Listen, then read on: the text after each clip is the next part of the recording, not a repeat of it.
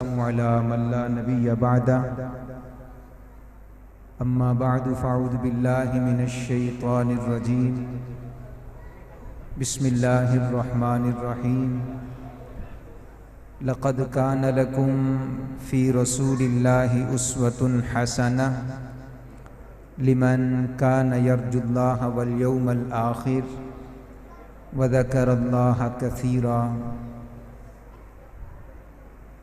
قال النبي صلى الله عليه وسلم إن خير الهدي هدي محمد صلى الله عليه وآله وسلم أو كما قال عليه الصلاة والسلام سبحانك لا علم لنا إلا ما علمتنا إنك أنت العليم الحكيم رب زدني علما وارزقني فهما رب اشرح لي صدري ويسر لي أمري واحلل عقدة من لساني يفقه قولي.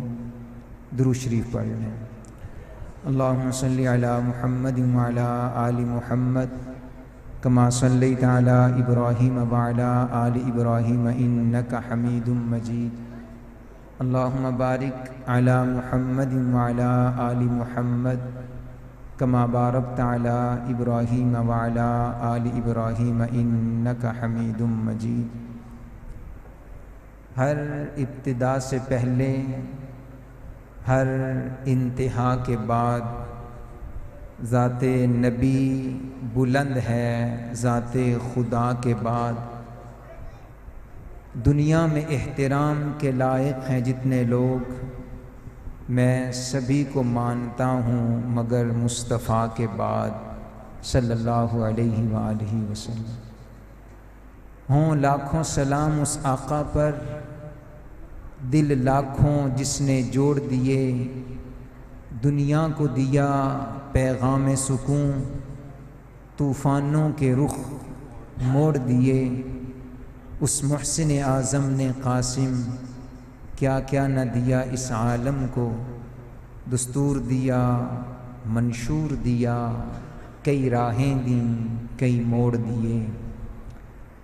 یہ عجب فیض ہے میرے نبی کی محبت کا بلال، یہ عجب فیض ہے میرے نبی کی محبت کا بلال.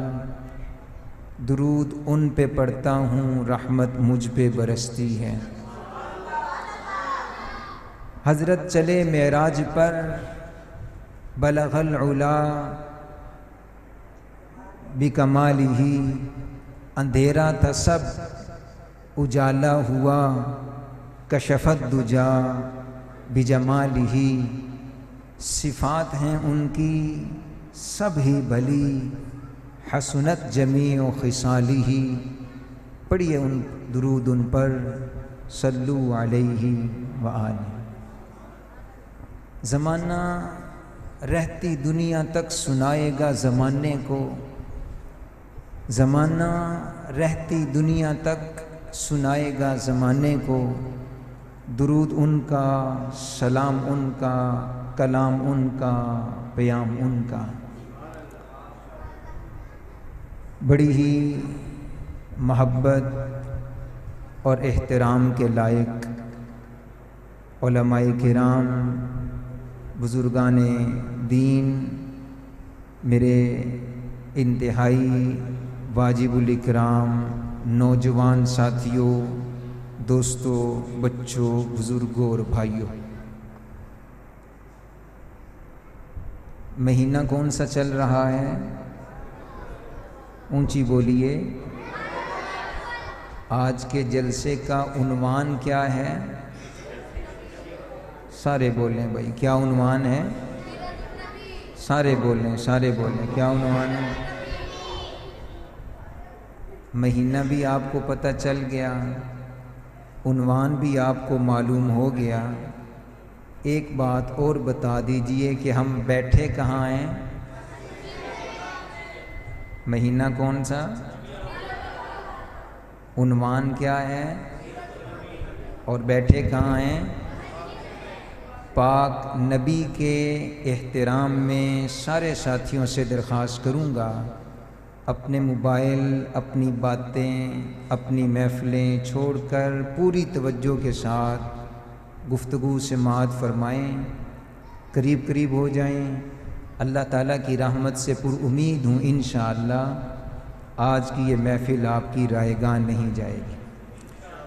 کسی بھی محفل میں جانا ہو ہمیشہ فائدہ اٹھانا ہو تو دو باتیں پلے باندھ کے جائیے، ورنہ وقت ضائع ہوتا ہے، آنے والے مہمان کا بھی اور سننے والے سامعین کا بھی۔ جس محفل میں جائیں دو باتیں پلے باندھ کے جائیں۔ پہلی بات کہ ہم جتنی دیر بیٹھیں گے ادب سے بیٹھیں گے، اور دوسری بات جتنی دیر گفتگو ہوگی ہم توجہ سے سنیں گے۔ ادب کے ساتھ بیٹھ کر توجہ کے ساتھ بات سننے والا کبھی محروم نہیں رہتا۔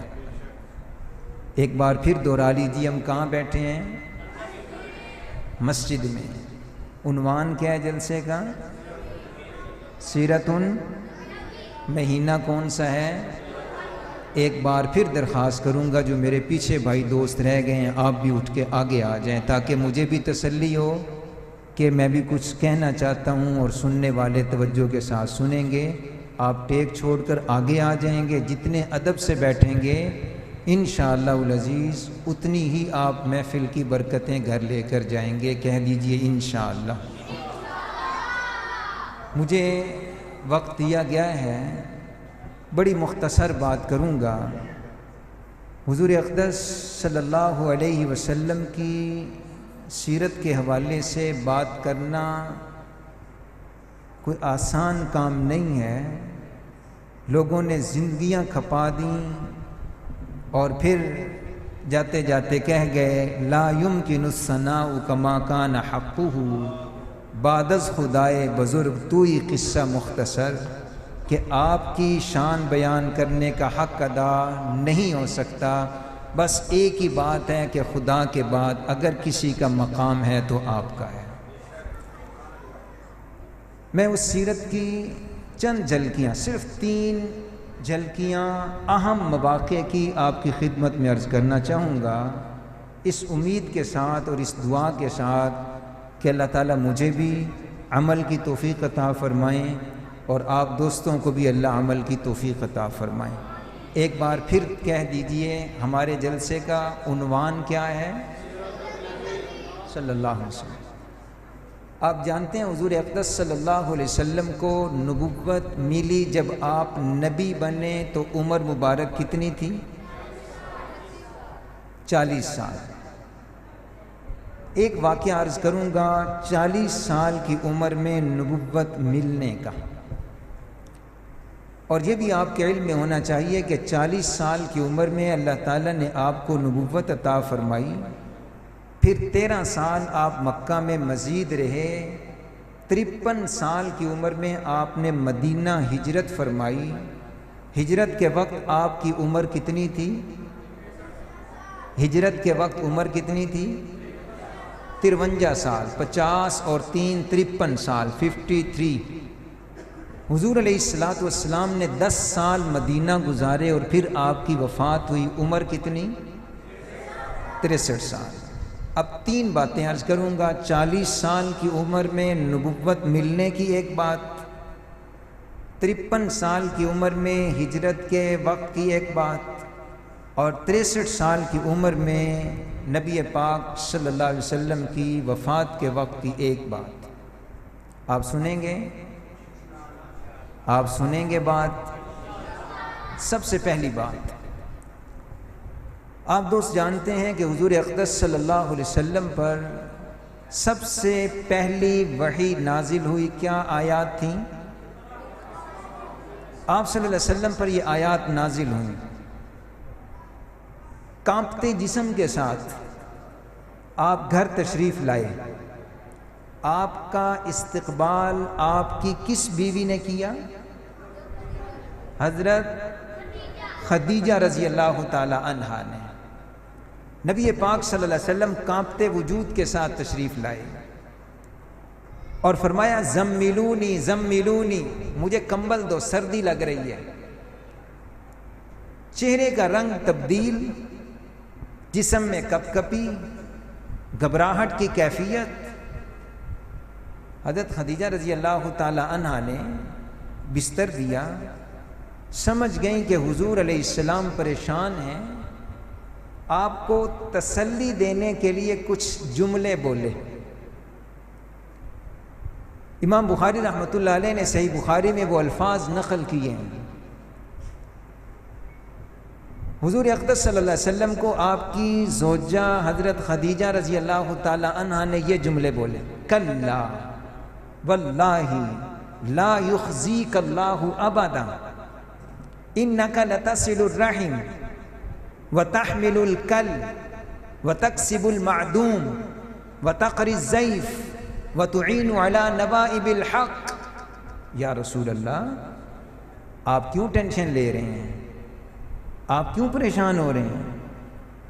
خدا نے آپ کو جو خوبیاں عطا فرمائی ہیں، جو کام آپ کرتے ہیں، یہ جو بندہ بھی یہ والے 5 کام کرتا ہے، کلا واللہ لا یخزیک اللہ ابدا، اللہ اسے تنہا نہیں چھوڑتے، ہر موقع پر اللہ اس کے ساتھ ہوتے ہیں۔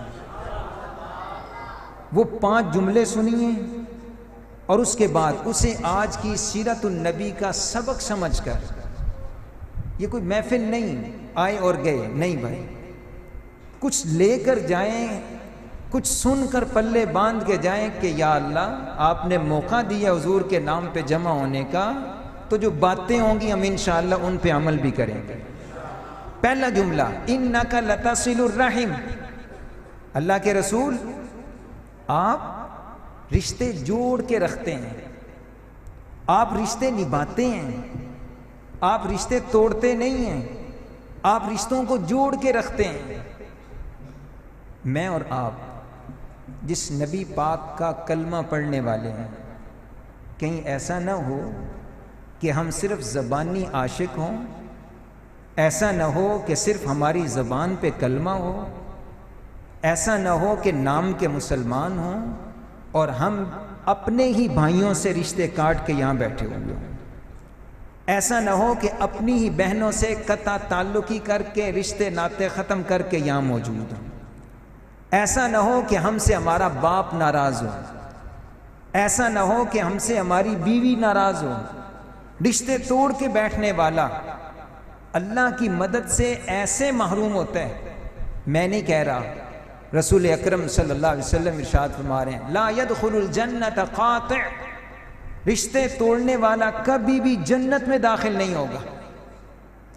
اور فرمایا حضور اقدس صلی اللہ علیہ وسلم نے، جس انسان کی یہ خواہش ہو کہ اللہ میری عمر زیادہ کر دیں اور میرا رزق کھول دیں، میری روزی وسیع ہو جائے، فرمایا ایک کام کر لے، فَلْيَصِلْ رَحِمَهُ، اپنے رشتہ داروں سے رشتے بچا کے رکھے، رشتے جوڑ کے رکھے۔ رشتے جوڑنا اس کا کام ہے، عمر بڑھانا، روزی بڑھانا اللہ کا کام ہے۔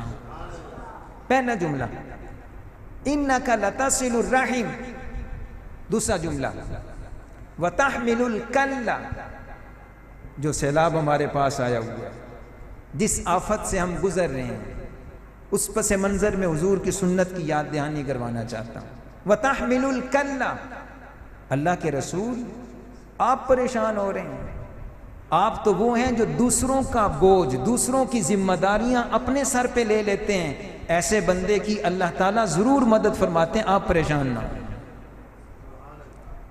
بھائی، جس نبی کا ہم نے کلمہ پڑھا ہے، جن کے نام پہ ہم ناز کر رہے ہیں، اور سچ پوچھا جائے یہ میرے سفید داڑھیوں والے بزرگ بیٹھے ہیں، عمریں ہو گئی ہیں نماز پڑھتے، قرآن پڑھتے، نیکیاں کرتے، لیکن آج بھی اگر ان سے پوچھیں کہ بزرگوں آپ کو کس چیز پر اعتماد اور ناز ہے کہ قیامت کے دن ہمیں وہ مل جائے گی، یہ کہیں گے جی ہمیں اپنی نمازوں پہ بھروسہ نہیں، تلاوت پہ، ذکر اذکار تسبیح پہ بھروسہ نہیں، ایک امید لگا کر بیٹھے ہیں کہ گنبد خضرا والے کی سفارش نصیب ہو جائے۔ تو سفارش لینے کے لیے وَتَحْمِلُ الْكَلَّ، حضور علیہ السلام کو حضرت خدیجہ کہہ رہی ہیں آپ کی خوبی یہ ہے آپ دوسروں کا بوجھ اٹھاتے ہیں۔ رسول اکرم صلی اللہ علیہ وسلم ارشاد فرما رہے ہیں اللہ فی عون العبد ما کان العبد فی عون اخی، اللہ اس وقت تک اپنے بندے کی مدد کرتے رہتے ہیں جب تک بندہ اپنے بھائی کی مدد کرتا رہتا ہے۔ ہوں گے ہمارے بھی کوئی رشتہ دار جو سیلاب سے متاثر ہوئے ہوں گے، کوئی جاننے والے، کوئی دوست، جانتے ہیں یا نہیں جانتے، مسلمان ہونے کا تقاضا ہے، ہمارا فرض بنتا ہے ہم ان کے لیے اپنی حد تک اپنی ہمت کے مطابق جو ہو سکے ہم ان کے لیے دست و بازو بنے اس مشکل میں ان کے معاملے میں۔ تیسرا جملہ بولا، فرمایا وَتَقْرِ الضَّيْفَ، اللہ کے رسول آپ کے پاس مہمان آ جائے آپ اسے خالی ہاتھ نہیں بھیجتے، آپ مہمان کا اکرام کرتے ہیں۔ خدا یہ خوبی ہمیں بھی عطا فرما دے۔ ہماری بعض لوگوں کی بری عادت ہے، مہمان آ جائے ہم پریشان ہو جاتے ہیں، حالانکہ اللہ کا نظام ہے۔ حضور اقدس صلی اللہ علیہ وسلم کے فرمان کی روشنی میں عرض کر رہا ہوں، جس گھر میں جتنے مہمان آتے ہیں اللہ کی جانب سے اس گھر میں اتنی فراوانی کے، اتنی وسعت کے، اتنے زیادہ رزق کے فیصلے ہوتے ہیں۔ ہماری عادت ہے ہم پوچھتے ہیں کھانا کھا کر آئے ہیں یا جا کر کھائیں گے۔ حضور علیہ السلام کی خوبی وَتَقْرِ الضَّيْفَ۔ چوتھا جملہ بولا وَتَكْسِبُ الْمَعْدُومَ، اللہ کے رسول آپ کی خوبی ہے کہ آپ کا جو عزیز، آپ کا جو پڑوسی، آپ کا جو جاننے والا خود کما نہیں سکتا، آپ اپنی کمائی اپنی آمدنی سے آپ اس کا ہاتھ بٹاتے ہیں، اس کی مدد کرتے ہیں۔ دوستو ہم بھی عزم کریں کہ ہم بھی سنت پر عمل کریں گے۔ ہمارے ہاں کسی کو اگر قدرت زیادہ پیسہ دے دیتی ہے، دو بھائی ہیں، سگے بھائی ہیں، ایک کی دکان نہیں چل رہی، ایک کا کاروبار وسیع ہے، اب وہ اس کمزور کی مدد کرنے کی بجائے جو اللہ نے پیسہ دیا تھا کہ دسترخوان لمبا کر لو، دسترخوان لمبا کر لو، اپنے ساتھ ان کو بھی کھلاؤ، ہم گھٹیا لوگ، کمزور لوگ دسترخوان لمبا کرنے کی بجائے ہم دیواریں لمبی کرنے لگ جاتے ہیں، ادھر تم ادھر ہم، ہمارا تمہارا گزارا نہیں۔ اور حضور علیہ الصلوۃ والسلام کی صفت بیان کر رہی ہیں وَتَكْسِبُ الْمَعْدُومَ۔ پانچواں جملہ بولا وَتُعِينُ عَلَى نَوَائِبِ الْحَقِّ، اللہ کے رسول آپ کی خوبی ہے آپ کبھی بھی لوگوں پر مشکل وقت آ جائے، کوئی آسمانی آفت آ جائے، کوئی زمینی مسئلہ بن جائے، آپ تنہا نہیں چھوڑتے، آپ مشکل وقت میں ان کی مدد کرتے ہیں۔ ان 5 خوبیوں میں، سیرت کے ان 5 حصوں میں جو آدمی اپنے آپ کو ڈھال لیتے ہیں، کلا واللہ لا یخزیک اللہ ابدا، مشکل وقت میں خدا اس کی ضرور مدد کرتے ہیں۔ دوسرا موقع عرض کروں گا، حضور علیہ الصلوۃ والسلام نے ہجرت فرمائی مکہ سے، بولو بھائی، مکہ سے۔ حضرت عبداللہ ابن السلام کہتے ہیں رضی اللہ تعالیٰ عنہ، میں نے آپ کا جو پہلا خطبہ سنا، جو پہلا بیان سنا، جو پہلی گفتگو سنی، 4 جملے تھے۔ آپ نے فرمایا افشوا السلام واطعموا الطعام وصلوا الارحام وصلوا والناس نیام تدخلوا الجنة بسلام، او کما قال علیہ الصلوۃ والسلام۔ آپ نے فرمایا لوگوں 4 کام کر لو جنت میں داخل ہو جاؤ گے۔ پہلا کام افشوا السلام، سلام پھیلاؤ۔ حضور اقدس صلی اللہ علیہ وسلم نے ہمیں حکم دیا ہے سلم علی من عرفت ومن لم تعرف، جس کو جانتے ہو اسے بھی سلام کرو، جس کو نہیں جانتے اسے بھی سلام کرو۔ ہمارے ہاں صرف اپنے پہچان والے کو سلام کا رواج ہے۔ دیہاتی دوست بیٹھے ہیں، میں ہنس کے ایک بات ہنسی میں عرض کرنے لگا ہوں، ہم لوگ اپنے گھر میں اپنی بیوی کو سلام کرنے سے بھی ہچکچاتے ہیں، نہیں کرتے، اور یہ سمجھتے ہیں ہے بیویوں نے بھی سلام ہوندے ہیں۔ حضرت شاہ جی بخاری رحمۃ اللہ علیہ کسی گاؤں میں سلام بیان کرنے کے لیے گئے، گاؤں والوں نے بلایا، بیان فرمایا، بیان میں حضرت نے فرمایا سلام کو عام کرو، اور جب اپنے گھر گئے کرو تو گھر والیوں کو بھی سلام کیا کرو۔ ایک دیہاتی اٹھا، بوڑھا اٹھا، کہنے لگا ہم نے بڑا نام سنا تھا آپ کا، آپ بڑے خطیب ہیں، بڑے علمی آدمی ہیں، پر ہمیں نہیں پتا تھا کہ آپ بھی اس طرح کی چبلیں مارتے ہیں۔ کیا مطلب؟ لوگوں کا ذہن یہ تھا کہ اپنے گھر والوں کو، اپنے بچوں کو، اپنی بیوی کو، اپنی بیٹی کو، اپنی بہن کو سلام کرنا یہ شریعت کا حکم نہیں، باہر کے لوگوں کو سلام کیا جائے۔ حضور علیہ السلام کی تعلیم یہ ہے کہ سب کو سلام کرو۔ پہلا جملہ ارشاد فرمایا افشوا السلام، سلام کو عام کرو، پیغام لے کر جائیں یہاں سے۔ ہم اپنی عادت بنائیں گے، پہلے سلام پھر کلام، پہلے سلام۔ دوسرا جملہ ارشاد فرمایا وَأَطْعِمُوا الطَّعَامَ، لوگوں کو کھلاؤ، لوگوں کو کھلاؤ، چاہے گھر کے لوگ ہیں، گلی محلے میں کوئی کمزور ہے، یا لوگوں پہ کوئی آفت آ جائے، کھلاؤ۔ تیسرا جملہ ارشاد فرمایا وَصِلُوا الْأَرْحَامَ، اپنے رشتے جوڑ کے رکھو، بچا کے رکھو۔ اور چوتھا جملہ ارشاد فرمایا وَصَلُّوا وَالنَّاسُ نِيَامٌ، لوگ سو رہے ہوں، یعنی تہجد کا وقت ہو، اٹھ کے اللہ کے حضور نماز پڑھ لیا کرو، تہجد کی نماز۔ فرمایا یہ 4 کام کر لو تدخلوا الجنت بسلام، عافیت کے ساتھ تم جنت میں داخل ہو جاؤ گے۔ ایک بات میں نے عرض کی ہے نبوت ملنے کے وقت کی، ایک بات عرض کی ہے ہجرت کے وقت کی، تیسری اور آخری بات حضور علیہ السلام کی وفات کے وقت کی عرض کر کے بات کو ختم کر دوں گا۔